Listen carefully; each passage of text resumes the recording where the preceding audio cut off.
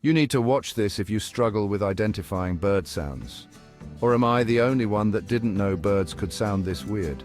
Birds aren't just about chirps and tweets. Some of them have sounds that will make you do a double take.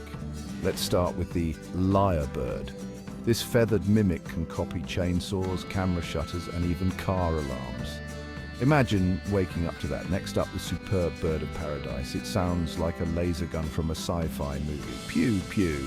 Not what you'd expect from a bird, right? And we can't forget the northern mockingbird.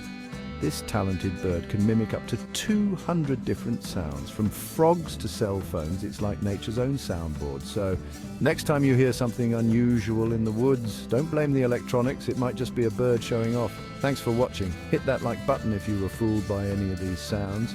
And don't forget to subscribe for more incredible nature facts.